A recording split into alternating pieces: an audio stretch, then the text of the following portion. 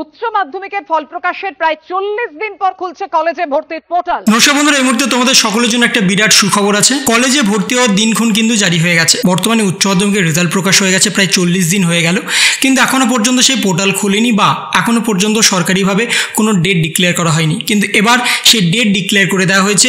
Phase 1-এ কারা ভর্তি হবে, ফেজ 2-তে কারা ভর্তি হবে এবং তার সাথে কবে থেকে তোমাদের ক্লাস শুরু হবে, কবে থেকে তোমাদের ভর্তির প্রক্রিয়া শুরু হবে, কোন কোন ফেজে কারা কারা নিযুক্ত হতে পারবে, কোন কোন কলেজের জন্য অ্যাপ্লিকেশন করা যাবে এবং অ্যাপ্লিকেশনে কত করে কি অ্যামাউন্ট লাগবে, সেই সমস্ত কিছু কিন্তু বিস্তারিতভাবে জানানো হয়েছে। এবং এতদিন পর্যন্ত যারা যারা আশা করছিলে যে আমরা অন্যান্য কলেজে ভর্তি না হয়ে সরকারি কলেজে ভর্তি হব, তাদের কিন্তু এবার একটা বড় সুখবর যে কলেজে ভর্তি হওয়ার কিন্তু দিনক্ষণ জারি করে দেওয়া হয়েছে এবং আনুষ্ঠানিকভাবে 17 জুন থেকে সেই পোর্টাল খুলবে। কিন্তু তার আগে কোন কোন ডেটে কোন কোনভাবে তোমরা অ্যাপ্লাই করতে পারবে, কারা কিভাবে অ্যাপ্লাই করবে এবং তার সাথে কোন কোন তারিখে কোন কোন অ্যালোকেশন হবে, সেটাও কিন্তু বিস্তারিতভাবে জানানো হয়েছে।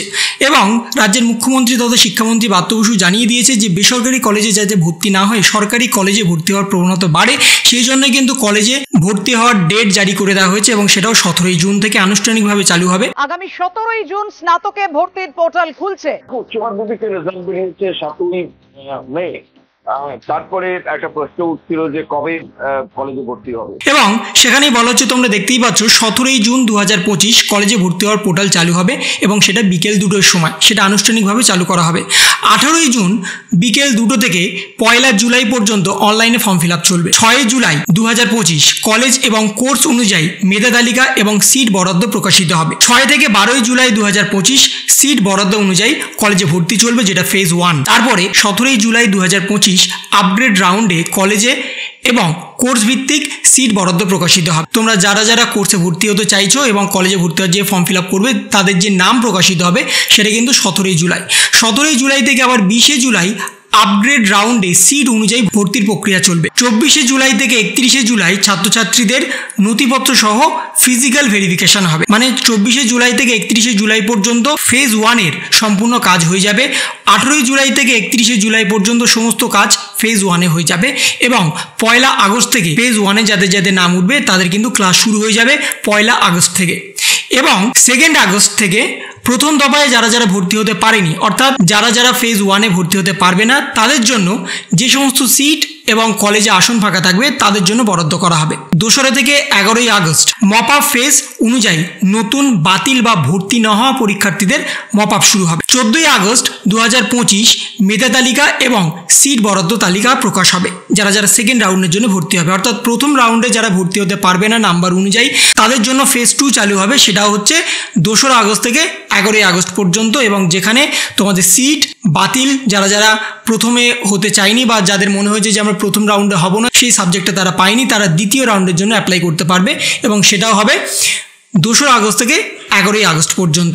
এবং 14 আগস্ট মেধা তালিকা এবং সিট বরাদ্দ তালিকা প্রকাশ হয়ে যাবে। 14 থেকে 17 আগস্ট সিট বরাদ্দর ভর্তি প্রক্রিয়া শুরু হবে এবং 21 আগস্ট আপগ্রেড রাউন্ডে কলেজে এবং কোর্স ভিত্তিক সিট বরাদ্দ ফেজ 2 হবে। 21 আগস্ট থেকে 24 আগস্ট 2025 আপগ্রেড রাউন্ডে ভর্তি চলবে, যেখানে তোমাদের ফিস দিতে হবে। এবং 28 আগস্ট থেকে 1 সেপ্টেম্বর 2025 মপ আপ রাউন্ডে ছাত্রছাত্রীদের শিক্ষা প্রতিষ্ঠানে গিয়ে ফিজিক্যাল ভেরিফিকেশন হবে এবং 2 সেপ্টেম্বর থেকে তাদের কলেজ শুরু হবে। তাহলে যারা যারা ফেজ 1-এ ভর্তি হচ্ছে তাদের কলেজ শুরু হচ্ছে 1 আগস্ট, আর যারা যারা সেকেন্ড রাউন্ডে ভর্তি হচ্ছে তাদের কলেজ 2 সেপ্টেম্বর। মানে মাঝখানে একটা মাসের ডিফারেন্স হবে, কিন্তু তোমাদের পড়াশোনার কোনো ক্ষতি হবে না। ছাত্রছাত্রীরা যেভাবে ভর্তি হবে, যে যে কলেজে ভর্তি হবে তাদের অনুযায়ী কিন্তু সেই রকম তাদের সিট অ্যালোকেশন যেভাবে হবে, তারা যেভাবে ভর্তি হবে সেইভাবেই কিন্তু ক্লাস তাদের শুরু হবে। প্রথম রাউন্ডে যারা যারা ভর্তি হতে পারবে না তারা নিশ্চিতভাবে দ্বিতীয় রাউন্ডে ভর্তি হয়ে যাবে, অর্থাৎ ফেজ 2-তে ভর্তি হবে।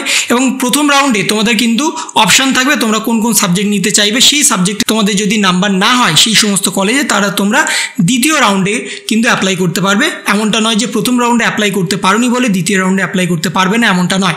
প্রথম রাউন্ডে যাদের যাদের নাম উঠে আসবে তারা সঙ্গে সঙ্গে ভর্তি হয়ে যেতে পারে, কিংবা তারা যদি মনে করে যে আমরা প্রথম রাউন্ডে ভর্তি হব না, আমরা অন্য সাবজেক্ট নেবো, তাহলে কিন্তু তারা দ্বিতীয় রাউন্ডের জন্য অ্যাপ্লাই করতে পারে।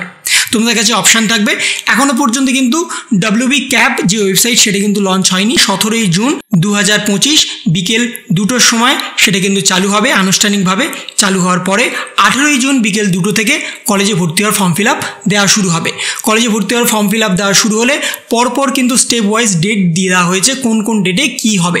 প্রথম রাউন্ডে যারা হতে পারবে না তাদের জন্য সেকেন্ড রাউন্ড হবে এবং সেকেন্ড রাউন্ডেই কিন্তু ফাইনাল রাউন্ড, তারপরে কিন্তু আর কোনো ফেজ বেরোবে না, এটা কিন্তু জানিয়ে দেওয়া হয়েছে। তাই বর্তমানে কলেজে ভর্তি শুরু হচ্ছে 17ই জুন 2025 থেকে এবং যার অন্তিম ডেট হচ্ছে 1 সেপ্টেম্বর 2025।